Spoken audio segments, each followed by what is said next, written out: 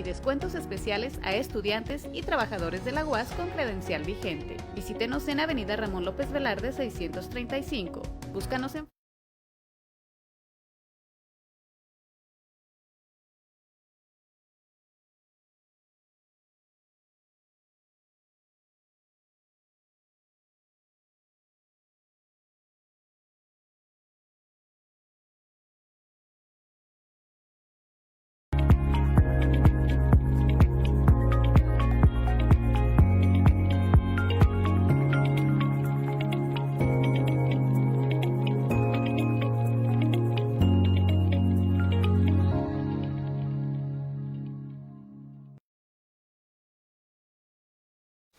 Muy buenos días, ¿qué tal? Qué gusto que están con nosotros en este subprograma de Avance Universitario, por supuesto en la sección Usted y el Derecho, a cargo del docente investigador, el universitario, el doctor Rafael Rodríguez Rodríguez. Qué gusto, doctor, muy buenos días, ¿cómo está? Buenos días, un poco de frío, un poco está haciendo, bueno, amanece para que salgamos todos arropaditos. Buenos días a todos, es un placer estar con ustedes en este espacio donde lo hemos señalado varias veces, este espacio donde las leyes dejan los libros para tratarlos de hacerlo en una conversación amena entre ustedes y nosotros, desde luego. Así es, doctor, y poder darle cabida a todos, ¿verdad? Aquellos que no tenemos esta línea de profesión, pues que nos quede claro, y es lo que favorece mucho, doctor, este espacio, ¿no? Que cualquier persona tiene dudas, inquietudes, y como no lo hace, como lo expresa, decimos, a mí ya me pasó. Sí, es una cosa, y por eso hemos dicho donde la propia Constitución se traduce en vida diaria, ¿no?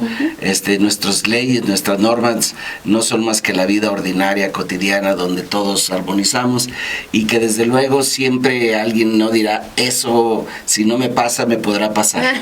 Y entonces eso ayuda mucho a que nosotros tengamos medianamente una idea clara, fíjese nada más que, bueno, medianamente nada más, no tan clara, pero cuando menos le da a usted la duda y investiga de qué se trata la situación o el tema que tratamos nosotros siempre aquí, que lo hacemos desde luego pensando en usted y alguna gente que nos habla y nos comenta cosas importantes, y cuando sale adelantado el tema, que la gente lo conoce, inclusive hacen llegar aquí a este espacio o a su servidor algunos comentarios, que eso también ayuda pues a que uno haga la conversación más amena. Así es, doctor, y bueno, por supuesto agradecerles a los seguidores del doctor Rafael, siempre por ahí le dejan saludos, a veces ya no alcanzamos que contestar esos mensajes, doctor, pero pues sin duda están ahí sus seguidores atentos. Tiene que decirlo, porque si no van a decir que no hay seguidores, o sea, que la gente tiene que saber, pues hay seguidores sí, del programa, ¿no? Claro que sí, doctor. Entonces, esto es nosotros decimos que venimos a divertirnos y a tratar de que tenga usted interrogantes y que además algo aprendamos entre todos, porque siempre es bueno escucharnos, es bueno hacer señalamientos que nos dan la posibilidad de tener una idea de algo que nos pudiera suceder. Y el tema de hoy, doctor, las comisiones de derechos humanos en México. Bueno, nosotros hemos tratado los temas de los derechos humanos no hasta el cansancio, lo hemos tratado temas porque tenemos diferentes derechos humanos y hemos hablado de los derechos humanos de igualdad, de libertad, de propiedad, de seguridad jurídica, los derechos humanos sociales, etcétera. Hemos hablado de tantas cosas, pero no hemos hablado de algo que tiene que ver lo que nosotros llamamos un órgano no jurisdiccional. Cuando digo no jurisdiccional, estoy diciendo que no pertenece a los tribunales, que no tiene que ver con jueces, magistrados o ministros, sino aquellos organismos en México que son defensores de los derechos humanos o que protegen de alguna manera los derechos humanos. Entonces, el tema es las comisiones de los derechos humanos en México. Es un tema, desde luego, que todo mundo, yo estoy seguro que todo mundo ha escuchado hablar de la Comisión Nacional de Derechos Humanos, que todo mundo ha escuchado hablar de las comisiones estatales de derechos humanos. Pero hoy vamos a tratar de dilucidar un poco algunas interrogantes, algunas preguntas, como qué son realmente, son jueces o qué se resuelve ahí, o cómo le hacen, de a qué se dedican, qué realizan, cosas que pareciera que no tienen importancia, porque déjeme decirle que antes, en un tiempo, ya no tanto, por eso estoy un poco preocupado y deberíamos estar preocupados, y las comisiones deberían de estar preocupadas, porque en un tiempo cualquier cosa que nos sucedía, un agravio, una ofensa, alguien que se sintiera dolido por alguna autoridad, lo primero, yo lo escuché y seguro usted también lo escuchó, que decía, vea los derechos humanos, vea la Comisión de Derechos Humanos. Era muy ordinario, pues, escuchar que vea derechos humanos. O ya no tanto. Y aquí vamos a decir, porque no quiero adelantar las cosas, pero aquí vamos a decir algunas cosas, el por qué ya no tanto. Y eso debe preocuparle a usted, y debe preocuparle a las comisiones también, a la nacional y a las estatales, el por qué ya no tanto. Por eso es importante que se quede con nosotros en este espacio, en este ratito que nos dan. Cada día nos dan menos, pero no importa.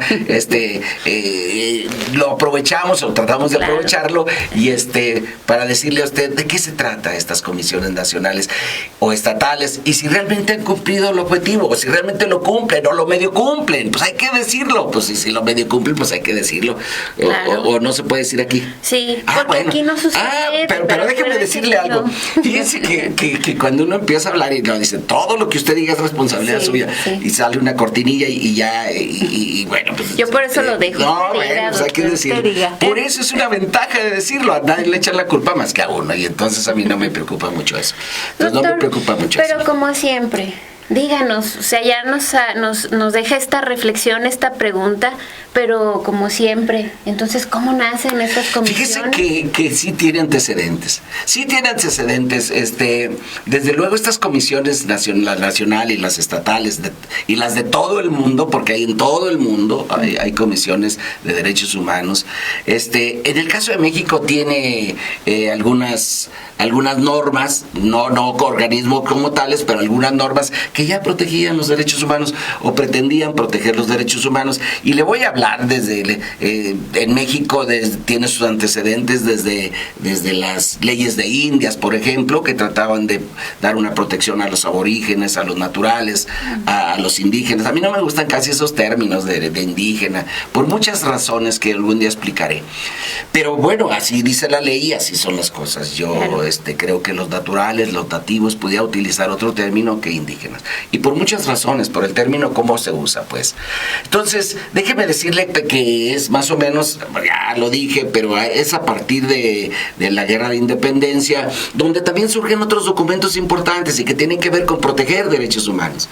Pues desde luego el Bando de Hidalgo, lo primero que hace el Bando de Hidalgo, que aunque no es un organismo como tal, es una ley, es una norma, desde luego ni siquiera una norma jurídica vinculante en ese tiempo, porque el Bando de Hidalgo pues es un bando que se expidió Hidalgo, que nunca fue vigente, pero que lo fue trabajando, y lo expide el 6 de diciembre de 1810 en Guadalajara, y que ya habla ahí, por ejemplo, de la abolición de la esclavitud, y el hecho de que dijera en ese texto que todos los dueños de esclavos deberían darles libertad. Pero fíjese además que decía, por eso el padre de la patria se le quiere, por eso. Claro. Les dio un término además a los que tenían propiedad de esclavos, un término de 10 días so pena de muerte, y además les dijo qué les iba a suceder. ¿Sí? Y entonces el Bando de Hidalgo, como los elementos constitucionales de Ignacio López Rayón, o incluso como la Constitución de Apatzingán, que por cierto ya dijimos que no se llama Constitución de Apatzingán, se llama Decreto para la Libertad de la América Mexicana, ya ve que todo le cambiamos el nombre nosotros, y desde luego todos estos documentos, los famosísimos sentimientos de la nación, todos son documentos, no son organismos, pero son documentos que ya protegían derechos humanos desde entonces. Y entonces en México han existido desde luego antes que la Comisión Nacional de Derechos Humanos, de la que usted conoce y de la que vamos a hablar, y de la que usted conoce y todo el mundo conoce, la Comisión Nacional y Estatal, hubo antes, mucho antes, otras constituciones, otros organismos de protección de derechos humanos como tal. Por ejemplo, fíjese que en el caso de México, organismos públicos, porque no hay muchos organismos privados. Cuando digo privados, la palabra está mal dicha, pero sociales, ¿verdad? Muchos organismos que muchas asociaciones que se dedican a proteger derechos humanos, Miguel Agustín Pro, defensa de derechos humanos, Tenamastle, sobre la defensa de los derechos humanos, y bueno, ahí hay muchos. Pero en el caso de organismos públicos, que es lo importante y que es lo que estamos tratando de tocar el tema, porque estamos hablando de las comisiones de derechos humanos, déjeme decirle que había una que me parecía fascinante. Una que se generó en San Luis Potosí. Por cierto, nuestros saludos a nuestros hermanos San Luis Potosí. ¿Sí no eres San Luis Potosí? Sí. Bueno, entonces... llegamos a todos los rincones, bueno, entonces, pues digo, qué barbaridad, cómo soy. Entonces, a San Luis Potosí, saludos. Entonces, déjeme comentarle que hay un tipo extraordinario que se llama Ponciano Arriaga, que por cierto, déjeme decirle a usted y a todos los que nos escuchan, yo no sé por qué siempre nos mutilan los nombres. Por cierto, Ponciano Arriaga, que es un gran abogado y constituyente que fue diputado, no se llamaba Ponciano Arriaga, se llamaba José Francisco Ponciano Arriaga Leija. Fíjese nomás. Pero bueno, en el mundo ordinario, para no decir el mundo bajo, pues, ni en la farándula, ni nada, no gente seria, Ponciano Arriaga. Un liberal, un tipo liberal, y él empuja, seduce, trata de seducir a la gente ahí en todo su natal San Luis. Este es un abogado, desde luego, diputado constituyente, pero hace un organismo que se llama la Procuraduría de los Pobres de San Luis Potosí. Y esta Procuraduría, porque estoy hablando ya de los organismos, ese es el antecedente más longevo que tenemos ya más formalmente en este país, en México, antes de la Comisión Nacional de Derechos Humanos, pero estoy hablando de 1847, de eso estoy hablando. Y entonces, este tipo Ponciano Arriaga, promueve esa ley que protegía a los desvalidos, a los menesterosos, a la gente pobre, a la gente que no quiero utilizar la palabra humilde porque la humildad tiene que ver con otras cosas, pero a todo aquel que tenía un tratamiento abusivo, un tratamiento o un agravio, o que se doliera de alguna autoridad pública. Pero fíjese que esto es bien interesante. Habría que tenerla en las manos y escudriñarla muy bien esta ley. Porque fíjese que esta ley, déjeme decirle a usted que nos escucha, que va en su automóvil o que va a donde vaya, es más, para que nos metemos en problemas, donde usted vaya, donde usted esté. Pero fíjese que esta ley, es más, la considero más efectiva. Fíjese lo que voy a decir. Esto es... No voy a decir mejor. Que la Comisión Nacional de Derechos Humanos ahora, para acabar pronto, y que como dicen, y a las pruebas me remito. Y entonces...